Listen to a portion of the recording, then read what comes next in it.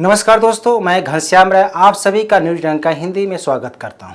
महाराष्ट्र में तेलंगाना के मुख्यमंत्री केसीआर की पार्टी भारत राष्ट्र समिति अपने विस्तार के लिए हाथ पांव मार रही है।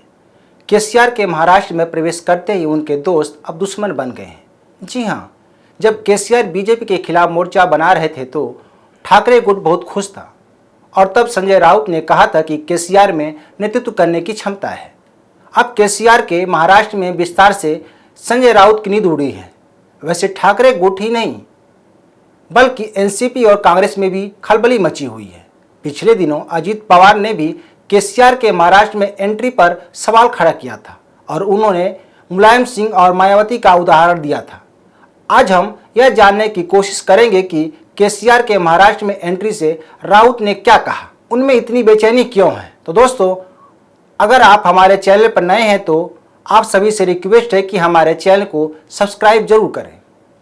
दरअसल मंगलवार को तेलंगाना के मुख्यमंत्री केसीआर पंढरपुर में भगवान विट्ठल और माता रुक्मिणी का दर्शन किया। केसीआर अपने 10 मंत्रियों, 100 विधायकों के साथ 600 गाड़ियों के काफिले के साथ भगवान विट्ठल का दर्शन किया। साथ ही उन्होंने दर्शन के बाद महाराष्ट्र में शक्ति प्रदर्शन किया, जहां उन्होंने तेलंगाना में अपनी सरकार द्वारा लॉन्च की गई योजनाओं का बखान किया।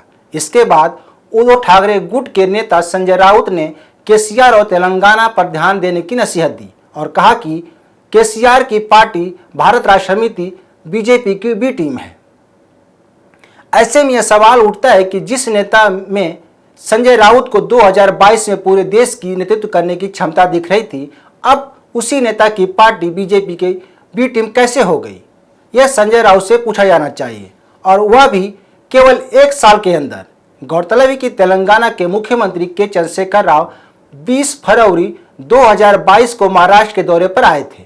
उस समय राज्य में मायावती की सरकार थी और उद्धव ठाकरे मुख्यमंत्री थे।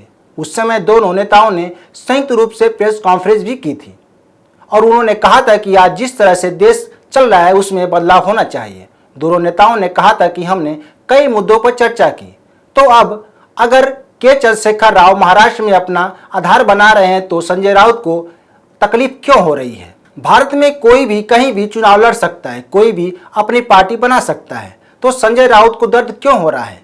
संजय राउत को पता है कि अब उनकी एक नहीं चलने वाली। संजय राउत ने यह भी कहा कि केसीआर इधर महाराष्ट्र में अपनी पार्टी का विस्तार कर रहे हैं, उधर तेलंगाना में कमजोर हो रहे हैं। संजय राउत को अपनी पार्टी को बचाने के लिए काम करना चाहिए, जो अपने वजूद की लड़ाई लड़ रही है। आज जिस तरह से उनकी पार्टी छोड़कर नेता जा रहे हैं उस पर संजय राउत को ध्यान देना चाहिए, न कि केसीआर क्या कर रहे हैं, कहां अपनी पार्टी का विस्तार कर रहे हैं। इससे संजय राउत का कोई लेना देना नहीं है।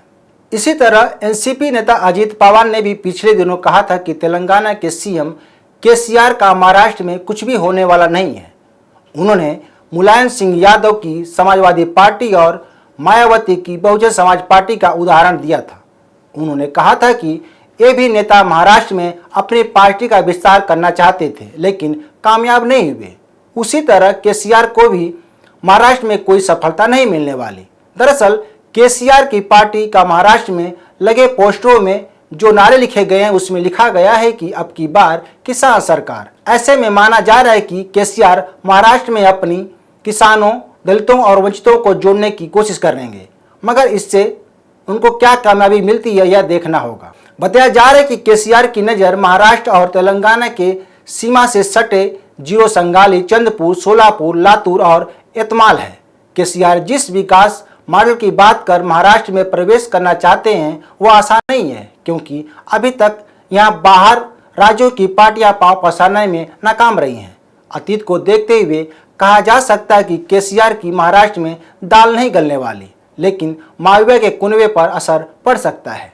कहा जा रहा है कि केसीआर वंचित बहुजन अघाड़ी के मुखिया प्रकाश आंबेडकर और ओवैसी को भी अपने पाले में लाने की कोशिश कर रहे हैं। बता दें कि संविधान दिवस पर जब उन्होंने तेलंगाना में बाबा साहब आंबेडकर की 125 फीट की प्रतिमा का अनावरण किया था, उसमें प्रकाश आंबेडकर को बुलाया गया था। ऐसे में कहा जा सकता है कि प्रकाश आंबेडकर उद्धव गुट को छोड़कर केसीआर से हाथ मिला सकते हैं, क्योंकि पिछले दिनों प्रकाश आंबेडकर पर शरद पवार ने हमला बोला था।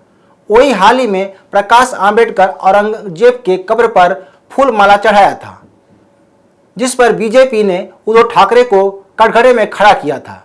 वैसे भी लोकसभा और महाराष्ट्र विधानसभा चुनाव में अभी समय है, लेकिन केसीआर की आक्रामकता किस पर भारी पड़ने वाली यह देखना होगा। तो दोस्तों, आप इस बारे में क्या सोचते हैं, हमें जरूर बताएं। इस वीडियो को शेयर, लाइक और कमेंट जरूर करें। हमारे YouTube चैनल को सब्सक्राइब करना न भूलें। धन्यवाद।